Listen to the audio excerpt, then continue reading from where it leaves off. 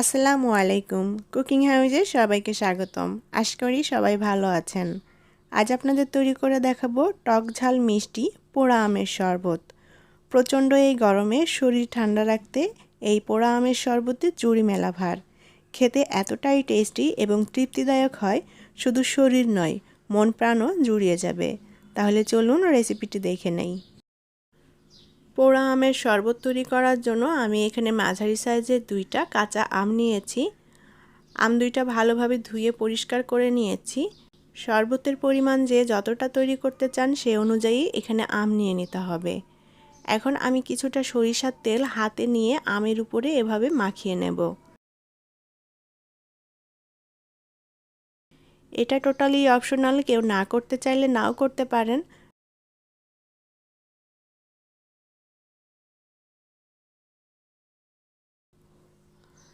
আমি 2টা আমেই সরিষার তেলটা ভালোভাবে মেখে নিয়েছি।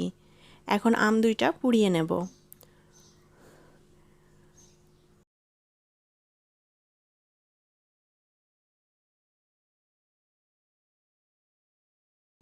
গ্যাসের চুলোর উপরে বসিয়ে আমি চুলার আঁচটা মিডিয়ামে করে দিয়ে আমগুলোকে ভালোভাবে পুড়িয়ে নেব। এটা আপনাদের পছন্দ মতো করে পুড়িয়ে নিতে পারেন।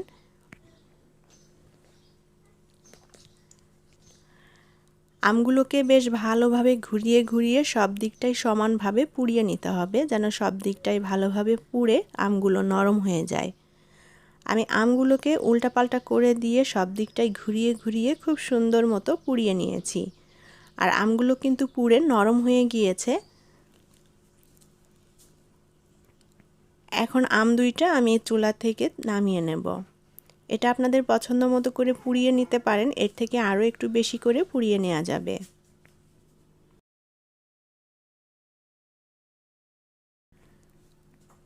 আম 2টা আমি পুড়িয়ে নিয়েছি। এখন আমটা একটু গরম আছে, আম 2টা একটু ঠান্ডা করে নিয়ে এই আমের খোসাটা আমি ছাড়িয়ে নেব। আমি আম 2টার খোসা ছাড়িয়ে নিয়েছি। ভেতরটা ঠিক এরকম হয়েছে, নরম হয়ে গিয়েছে আম 2টা। এখন এই আম 2টা আমি গ্রেটার দিয়ে গ্রেট করে নেব। এটা চাইলে হাত দিয়ে চটকেও নিতে পারেন।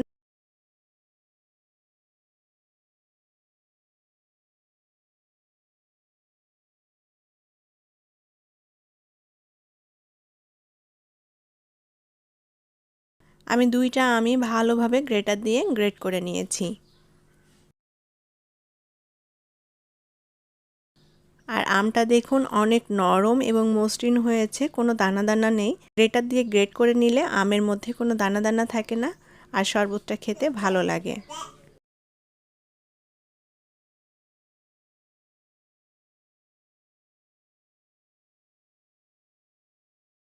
এখন এই আমের মধ্যে দিয়ে দেব পরিমাণ মতো গুড়। আমি আমের শরবতটা গুড় দিয়ে তৈরি করছি।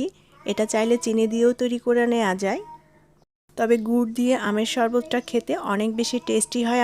আমি এখানে আখের গুড় নিয়েছি। এখন এর মধ্যে পরিমাণ মতো লবণ দিয়ে দেব। লবণটা যার যার টেস্ট অনুযায়ী দিবেন, এখানে চাইলে বিট লবণও দিতে পারেন। আর দিয়ে দেব 1 চা চামচ পরিমাণ টালা জিরার গুঁড়া। জিরার গুঁড়াটা অবশ্যই এখানে টেলে দিতে হবে, তাহলে খুব সুন্দর একটা ফ্লেভার আসবে। এখন এর মধ্যে দিয়ে দেব টালা শুকনা মরিচের গুঁড়া। খুবই সামান্য পরিমাণ দেব, অথবা এখানে যার যার টেস্ট অনুযায়ী মরিচের পরিমাণটা অ্যাড করতে হবে। যেহেতু এটা টক ঝাল মিষ্টি স্বাদের আম পোড়া শরবত হবে, তাই সেই পরিমাণ করেই দিতে হবে। আমি যে মরিচটা দিলাম এটাতে খুব বেশি ঝাল হবে না, হালকা ঝাল হবে। এখন সব কিছুই একটা হ্যান্ড উইক্স দিয়ে ভালোভাবে মিশিয়ে নেব। আমি যে গুড়টা দিয়েছি গুড়টা ভালোভাবে মিশিয়ে নিতে হবে, যেন একেবারে গলে যায়।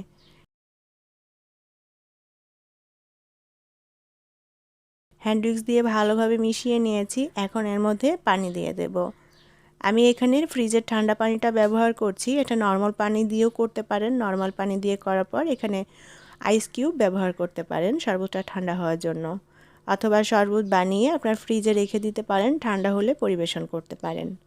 হ্যান্ড উইক্স দিয়ে খুব ভালোভাবে নেড়েচেড়ে মিশিয়ে নিয়েছি। এখন পরিমাণ মতো পানি দিয়ে শরবতটা তৈরি করে নেব।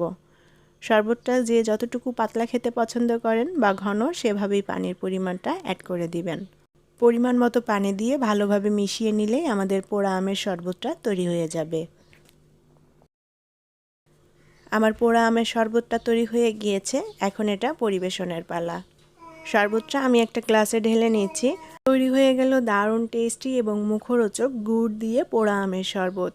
গুড় দিয়ে পোড়া আমের শরবতটা এভাবে একবার ট্রাই করে দেখবেন, খুবই ভালো লাগবে খেতে। আর পরিবেশনের সময় আপনারা এর মধ্যে কিছু আইস কিউব দিতে পারেন। আশা করি আজকের শরবতের রেসিপি আপনাদের ভালো লেগেছে। আর ভালো লাগলে প্লিজ ভিডিওটি শেয়ার করবেন এবং লাইক কমেন্ট করে জানাবেন আপনাদের মতামত।